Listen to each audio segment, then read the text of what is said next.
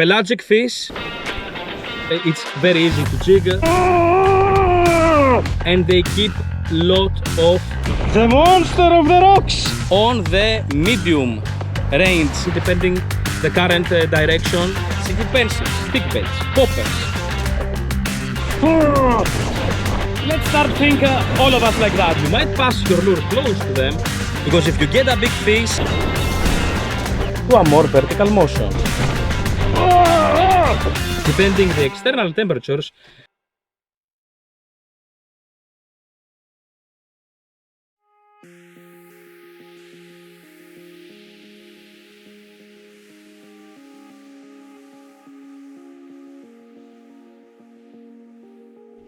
hey guys, welcome back to my channel, and this is Shore Jigging Masterclass regarding the best depth about shore jigging, and this is episode 2. I want to thank you for your big support. The previous episode that was talking about the shallow zone, the 15-meter zone, went very well. Thank you guys. I'm very happy that you enjoy this kind of videos.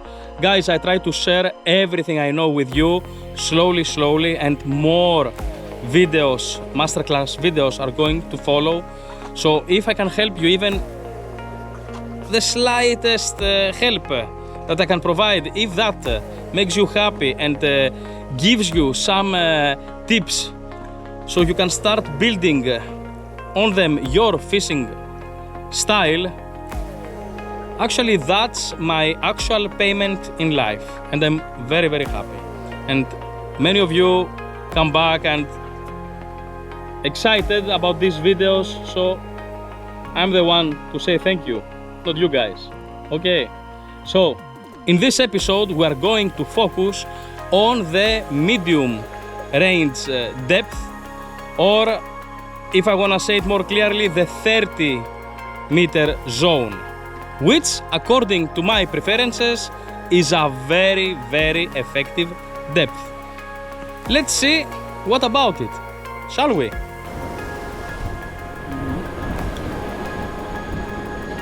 The depth here is 25 meters.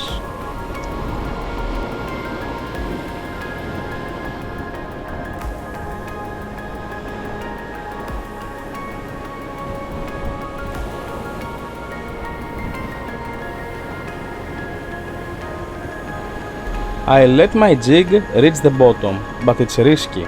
This area is dangerous with a high chance of snagging due to water movement.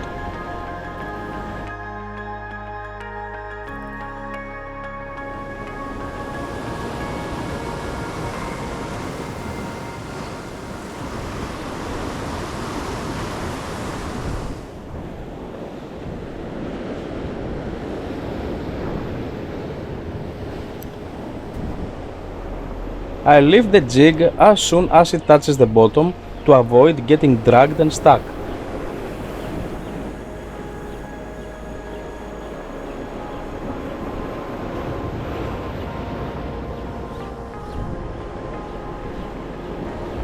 These foamy waters are full of oxygen, and I'm betting there is a predator lurking underneath.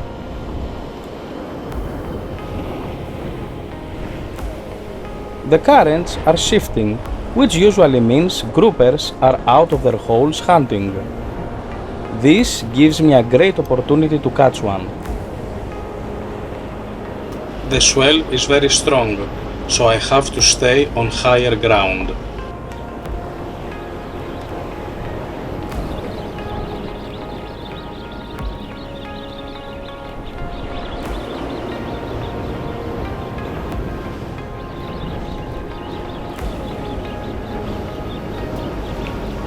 I love these foamy waters.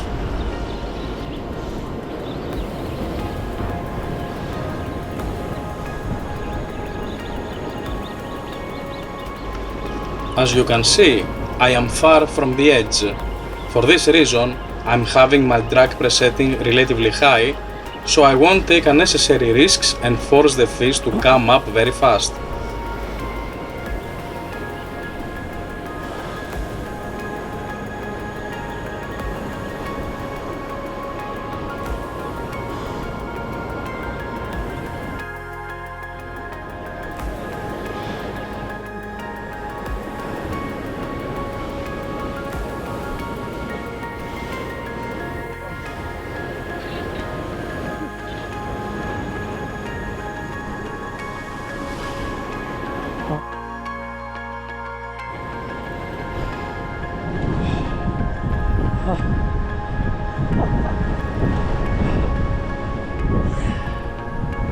Nice size, eh? I know, it's a nice size. But I will release. And maybe one of you will be lucky enough to get it bigger. Let's start thinking all of us like that, shall we? Wow! The 30-meter depth, guys, is for me one of my best areas to go and target fish. And when we say 30, we don't count with a measure to be 30. It's a zone, as I said before. So when we say the 30-meter depth is usually we talk about 25 to 35 meters of depth, sometimes even 40 at the higher limit, but in general we talk about 25-35 meters, which is a fantastic range for many reasons, and we are going to see some right now. One of the reasons that I love the 30-meter range or the medium depth range is that you can use every style of lure that you want, because it's not an extreme depth and it's not a very shallow depth, and for this reason you can use sinking pencils, stick baits, poppers, soft lures, jigs, of course jigs, top waters, heavy minnows, anything. This is the ideal depth to do whatever you want and explode your creativity about fishing. Also, the 30-meter depth is ideal for amateur shore jiggers or newbies, because here you can exercise your jigging style, or how to animate your hard lures or your soft lures and your jigs, everything. The medium range depth is fantastic because also it's not very tiring. Since the depth is not very extreme, it's still easy to jig. So you won't spit your mother's milk until you get a fish, or until you master your jigging style. Okay guys, so but let's see in more detail the medium range depth, shall we? Guys, if you like these videos, please subscribe. It's a huge help for me. Okay, and if you want to support me further, memberships are active on my channel. You can find them up here, and you can check the plans included and you can choose one if you are interested. If not, we are still friends and I still love you guys. Okay, thank you very much. An advantage that we have here, it used to be a disadvantage in the shallow area, because if you get a big fish in shallow waters, it has many obstacles in front of it, rocks or whatever to go and rub, and also you cannot blow its swim bladder because of the minimum depth. But here in the 30 meters, you have that advantage. Even if it is progressive or it is a drop, when you hook the fish, the faster you retrieve and pull, the sooner it will take out the swim bladder for fish like snappers and grouper mostly, and they will get dizzy and paralyzed, and you will get them out way easier. But also in the case of amberjacks and other fish that love to go on the rocks to cut you, the depth, the more the inclination is, it helps you have a better control. Especially on a balcony, an amberjack is way easier to be defeated than a progressive drop. Pelagic fish, you don't care because they don't go in the rocks, but still it's more fun because a big albacore that will go down in 20-25 meters and fight, it's fun. It's super fun, guys. Okay. Now we are at 30 meters close to the rocky shore.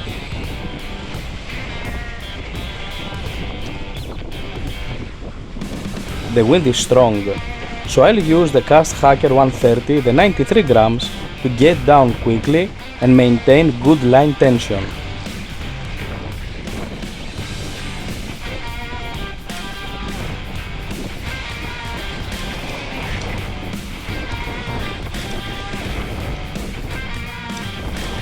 Just before it hits the bottom, I'll start the action, bringing it up a few meters before letting it sink again.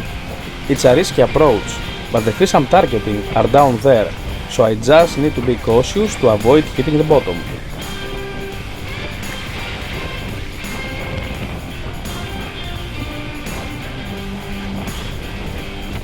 I think I should be 2-3 meters above the bottom now, so let's start. The good thing with the 30 meters is that even if you stop and animate your lure higher, if the moment is right, then fish like snappers and groupers can attack as high as 15 meters higher than normal.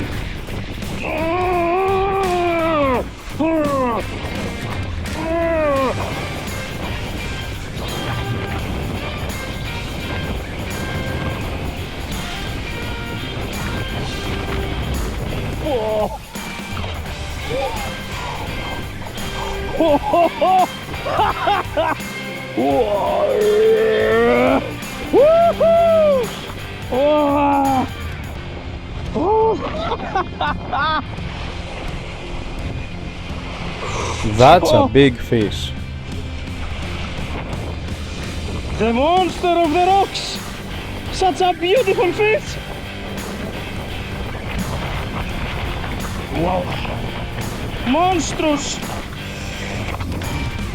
Wow!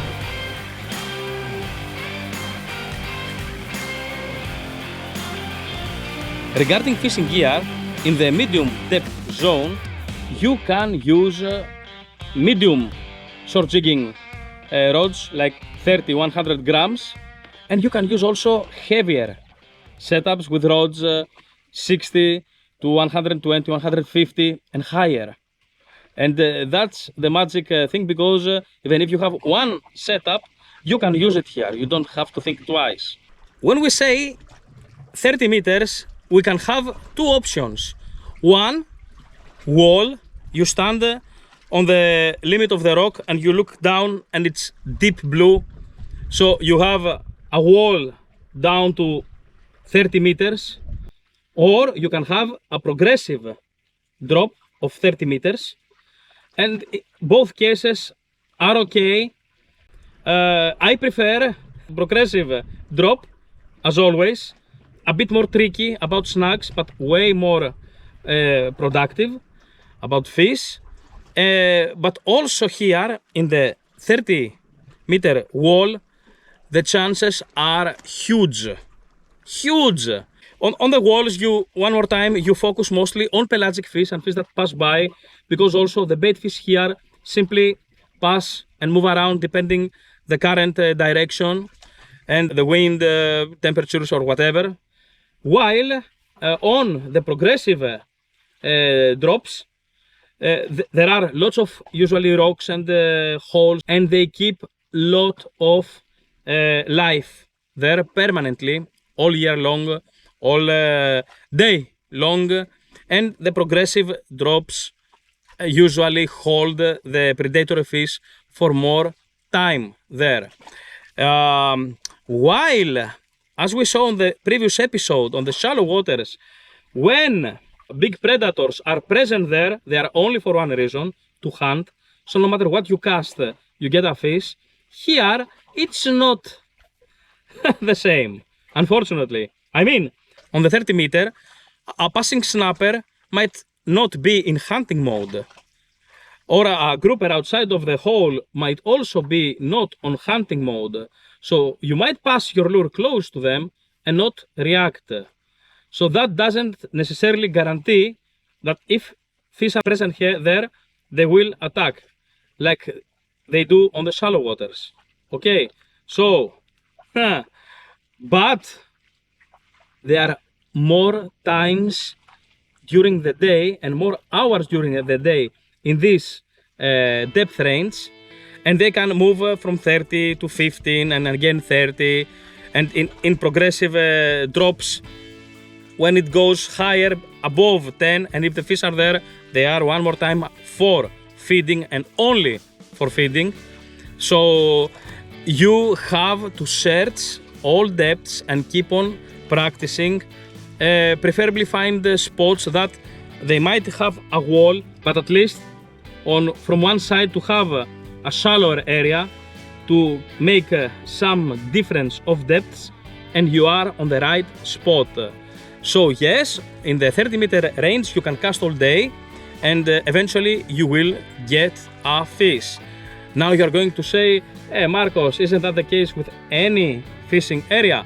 Yes and no, because the 30-meter depth has a lot of potentials and it's very temperature and season resistant. Because as we saw that the shallows might be a trap depending the external temperatures, in the 30-meter range they are not, they are way more resistant. So if it is for example summer with 40 degrees outside or even more, it's impossible at the 30 meters depth the temperature to be the same as on the surface. So if the surface has reached something like 28 to 29 degrees, you can expect to have at least 5 degrees of difference near the bottom. Okay, and that is a lot for the fish. So you have opportunities with a very strong heat outside of the water or extreme cold. One more time is exactly the same. Generally below 20-25 meters the temperature tends to be very hard to change. Okay, and it's never the same like on the surface. So that's your biggest advantage. So you can be sure that you can have good results during summer, winter, autumn and spring. Once again, I'll use the Cast Hacker 130, the 93 grams, to keep good tension on the line. In a future video, I'll explain how crucial maintaining this tension is. The bait fish in front of me are mostly big bogas, so I've carefully chosen my lure's color and size to match them. I let the lure sink near the bottom but avoid touching it.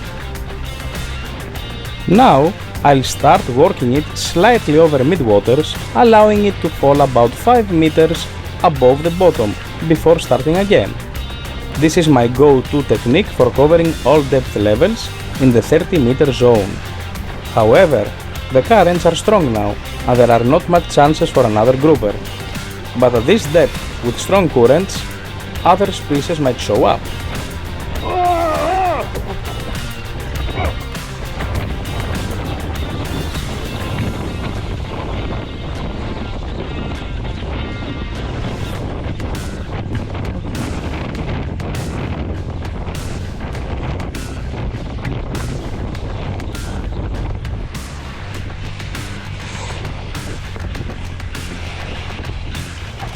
Whoa!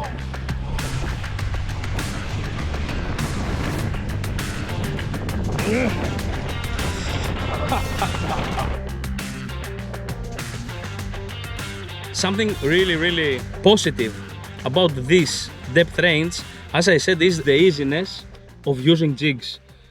Because yes, it's very easy to jig all day and you don't have too much fatigue on your arm. You fish all day if you need. And you don't need to be totally stressed like when you are in the shallows and you cast a jig and you have to be super careful animating it perfectly so it won't touch the bottom. Here you have a bigger length, let's say, of depth, and you can animate your lure way more relaxed. You have more time to let it go down. You don't have to be always on tension psychologically and literally. Okay guys, and also if the fish are in a strange mood, you have the opportunity to try totally different lures. You can use, as I said, jigs if they're active. You can use heavy minnows. You can allow them to go near the bottom and bring them towards you. You can use sinking pencils, same way. Let them go near the bottom and bring them searching up in the progressive drops all the way towards you. Or even if it's totally like a wall, you can still do the same. You can allow it to go down on the limit of the cast, then retrieve until the mid waters, then let it go again down and then bring it straight to you. And you can search a wide range of water. That's really cool. Okay. Also, you can use heavy soft lures, same way like jigs, and search the bottom. And of course, here you can use also top waters and sometimes fish like mahi-mahi, amberjacks, bonitos, albacores, and tunas are very active in such depth ranges. Another advantage of the 30-meter depth range is that you still can fish a long distance and cover a long distance of bottom, especially if it is progressive. And I will tell you why. Even if we don't cover the same length as in the shallows, we still cover enough. Watch this. With the help of Mini-Me, I'll explain better. Imagine Mini-Me casts 100 meters. The jig then sinks an additional 30 meters to reach the actual depth. From there, you only have about 30 meters of parallel jigging action before the jig transitions to a more vertical motion. In other spots with a gentler slope, the jig moves more in a semi-parallel direction. The searching to vertical jigging ratio depends on the bottom's morphology and slope, and while significantly less than in shallow areas, as we saw in the previous episode, it's still enough to cover a wide zone. 70% of my fishing spots are in this depth range, 25 to 35 meters. But is this the best depth? I won't answer it now because the next episode is going to talk about the 50-60 meter zone. Okay, after we see that episode also, I will tell you which for me is the most effective and most beloved depth range. Okay, just wait for the next episode. In the 30-meter depth zone, especially for sinking hard lures and jigs, you must keep in mind when you jig or when you animate your lure that after casting, you get slack in the line as the jig sinks due to the curve formed by the floating braid. The deeper you go, the larger this curve becomes. I'll prepare a detailed video soon explaining how to manage this, so make sure you are subscribed. For now, just remember that this phenomenon occurs in 30 meters depth. So when you start jigging, you have to be a bit more aggressive. The deeper it gets, you have to be faster and more aggressive to take the angle of the braid towards you, the slack line, and to have a better feeling and reaction of your jig. Because when you have the curve and you get a strike on the first animation, that usually if you don't have a high speed reel, you probably won't get strike on the first animations because simply you don't give proper action to your jig. By the way, check the Shore Jigging Masterclass #1 high gear rails vs power gear reels. It's up here. You have to check that masterclass is very important, so you will get my meaning. And one more time, we come back again to that slack line, that when you reach the bottom, you have to be a bit faster to get that curve straight and give proper action to your lure or jig, and of course have power to set the hook. Because if you get a strike here with a soft lure, for example, and you have this curve, you will not be able to set the hook properly. Okay guys, that's very important. Please guys, keep that in mind. It's super important. In shallower waters, as we discussed in the previous episode, your lure is more visible and easier for predators to detect due to the limited water column. However, at 30 meters it's trickier.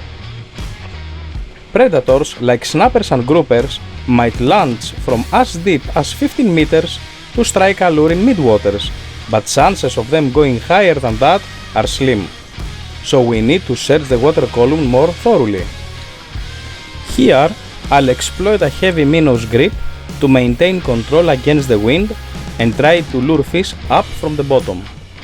The slack in the line is gone, so I'm ready for a solid hook set. All I need is a strike. Whoa! Whoa!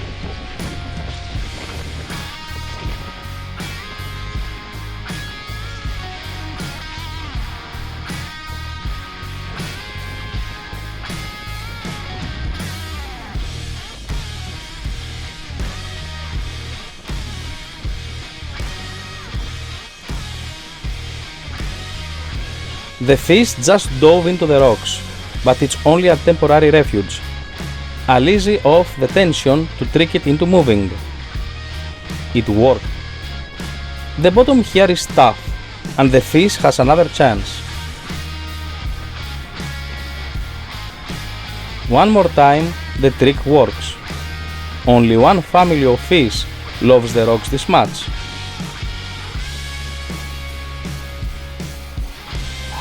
Since I want to help more people appreciate this fishing style, I'll be releasing more series of Shore Jigging Masterclass videos soon.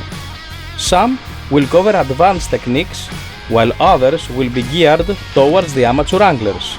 So everybody will be happy!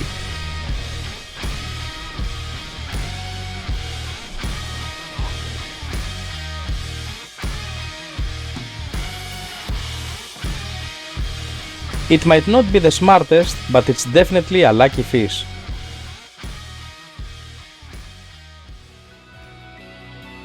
To recap quickly, some advantages of medium depth shore jigging are: 1. You can use almost any type of shore jigging lure effectively. 2.